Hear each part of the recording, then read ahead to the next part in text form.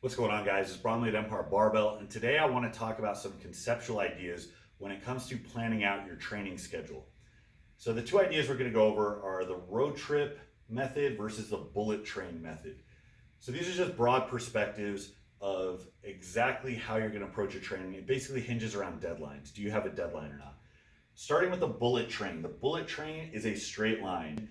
The idea is we're starting at point A, we know where point B is, and we know when it is. And we only have so much time between now and then to come out in fighting shape. So everything we do is going to be dictated by that deadline. The idea is to get there as fast as possible with the best possible results in that time frame. So the best example of bullet train is some type of periodized routine that starts in kind of like a broad, high volume, very non-specific threshold, and then moves forward in a very linear fashion. So classical periodization, block periodization is a good example. Classical has some block elements in it. In fact, I would say most styles of periodization have some type of block elements in it. They just might not fixate on it quite as much. But in a broad sense, we have accumulation, accumulating work and fatigue, high volume, very non-specific work. Then in dramatic fashion, we drop off the amount of work we're doing. As we go into a transmutation phase, we're trying to transmute those qualities that we built in the last block in a directed way. So it's a little more specific, a little more relevant to what our contest is going to be. And we start dropping off the fluff. And then once again, in dramatic fashion, we get the workload really low. We jack the intensity up. Now we're acclimating to a very specific weight threshold with very specific movements, and we're not wasting time or recovery on the things that are very non-specific. So all that work capacity and muscle we built up in the earlier phases, now we can utilize that. And as we focus on more neurological adaptations, coordination, now our training is oriented towards recovering from the most specific thing we're doing, and then we direct that towards point B, which is contest day. Now, bullet train methodologies are very important to get a handle on if you want to be a competitive lifter that is worth your salt. In fact, this can even be a long-term approach to getting stronger over your entire training career.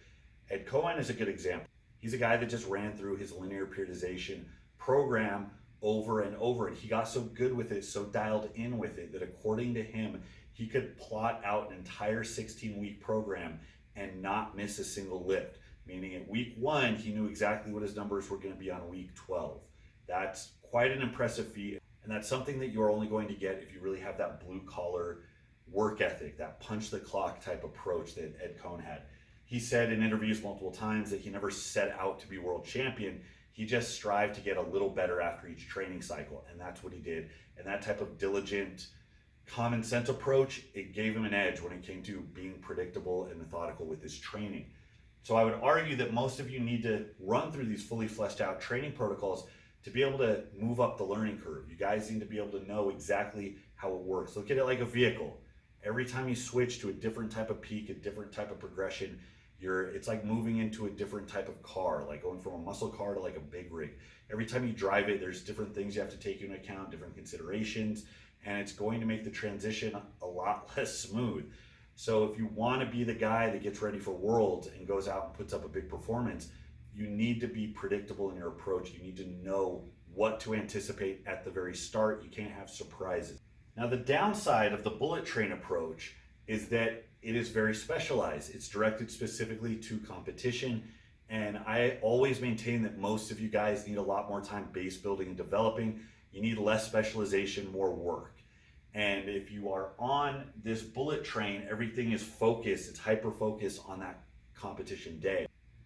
Now, my experience with lifters is you guys do not like your volume, which means when you start off in a program that has that directionality to it, it's really likely that guys slack off on the volume phase if they do it at all, and they get out of it and they get into the heavy phase as quickly as possible because that's where the fun is, right? You lose a really big opportunity to really flesh out the gains you could make from those volume phases by jumping out of them as quick as possible. So that brings us to the road trip method. Road trip means there's room for pit stops. We're not on a deadline. The time frame isn't so important. The road trip method of work means that we find some cruising altitude of work. We find a block of training that works for us and causes us to grow. And then we decide at the end of that, are we going to take a pit stop? Are we going to pivot somewhere else? Are we going to repeat the path that we went on because we really liked it and it had that really cool jerky stand that I want to see again? This also allows for discovery. You can try new things as long as the same basic principles are applied and there's still some type of net growth, net practice and progress being made, it's still going to be relevant to growing you over your whole training lifetime. But this is kind of a period of discovery. We can try different methods. We can work different thresholds. We can try different splits. We can kind of listen to what our body's telling us and make some educated guesses. This is where we test those methods and try to figure out if it's going to work out the way we thought it would. By taking notes during these periods of discovery where there's a little more variability, we can then have a better idea of how to run something like a bullet train. When we have a contest day set, we need to know exactly how to get to where we need to go. So using the volume that nobody likes to do is a key example. I actually follow a method of volumizing, and this works very well for me. It's very predictable, especially on the back end of a contest peak where intensity is high and workload's very low. I know I am primed to make progress with these higher rep ranges because I hadn't been doing them, especially for repeating sets. So I've said before, it never made sense to me why classical methods always started with the highest volume workout when you are the least conditioned to the volume. Wouldn't it make more sense to prepare yourself a little bit before you really try to chase those big volume workouts? So I went through a method of volumization where now I am adding sets each week. What I found as I do that is that as the weight gets a little bit heavier, my recovery actually gets a lot better, and I can actually push the envelope a bit more in those really high volume workouts. So the last one I ran, I started with a 3-week run of 8s, then I reset into 6s, and remember my baseline's going up, so this might have had a baseline of somewhere around 65-70%, then it jumped to about 75%, then it jumps to about 80 or 85%. So these block methodologies are still being obeyed. We're moving in this aggressive punctuated manner from one threshold to the next, and in the meantime, from week to week, we're adapting to more and more work. And that's ultimately what causes your capacity to increase along with growth in muscle mass. So by the time I got to 6s, this actually went so well, and I was actually getting close to PRs for my working sets across. I decided to jump back and milk it again. I'm not on a deadline. As it stands right now, we're in June. I'm probably not going to compete until November. So instead of getting into a heavy phase as fast as I can, I'm letting myself clear out from all the heavy work. I'm letting myself pivot based on where I feel like all the gains are going to be. And for me right now, it's in this volume phase, especially all the injuries I've gotten from deadlifting over the years. I've really missed out on being able to use deadlifts as a really good developmental tool. So now my bracing has gotten better, my back's healthy, I don't have any back pain. And what I'm finding is that I can actually deadlift aggressively week to week, and I'm really starting to grow. So instead of just getting as heavy as I can, I want to flesh that out. I want to go into my next contest prep 3 or 4 months down the road, and I want to be able to just crush it. So right now, I'm milking this for all it's worth. And I might find in the next 2 or 3 cycles, maybe it gets a little stale. Maybe I feel like now I'm due to go a little bit heavier. The point is we have options, and there's a lot of different ways you can kind of maneuver this based on whatever scenic route you want to take or you think is going to benefit you the most. A good example of road trip methodology is something like 5-3-1.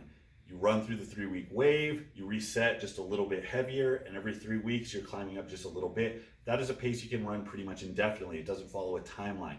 So this is where most of your developmental work is going to be. You run something that's going to have very even, very predictable progressions in intensity and volume, but is arranged in a way where it's sustainable, where you can continuously cycle through it without overtraining or without hitting a brick wall. And remember, I'm gonna say it again, road trip still has direction. The goal is to still find something that leads to a very tangible increase in performance, and don't use this as an excuse to be able to jump into something else because the thing you were doing is uncomfortable or it's hard or you just don't like doing it. You always have to be results driven, which means your road trip should be fixated on what you think is going to objectively give the best results. This means you don't run out of a program, you don't run out of a threshold just because you don't like training it. I spend all day yelling at people because their rep work is slacking or because they're cutting out the work sets. So if you're going to do something like this, it might help to have a trained eye on you so that you don't become your own worst enemy by just using it as an excuse to jump out of things you don't like doing. Because I'm telling you, if the population of people watching this are anything like the population of people that I train one-on-one, most of you do not like doing your volume work, and you will find any excuse to jump out of it. Whatever method you choose to do, make sure you are letting your results determine your next decision, and that you are not just arbitrarily finding reasons to not do things you don't like. Now, assuming you have a good handle on something like this, or you have a trained eye on you who has a good handle on this type of stuff, this is an extremely good opportunity to find what types of things you respond to. Most importantly, what type of things you're weak at. This is where you round out weak areas. This is where you take the thing that you've been avoiding and you make it your bread and butter, so that when a contest does come out on the horizon, you're in the best possible position to get on the bullet train and run in a completely straight line from point A to point B, and then show up on contest in fighting shape. So thanks for watching, guys. This is the road trip versus the bullet train. If you have any questions about this, leave it in the comment box or go ahead and start a thread on the forum, empire-forum.com. Until next time, this is Untitled Empire Barbell. I'll see you.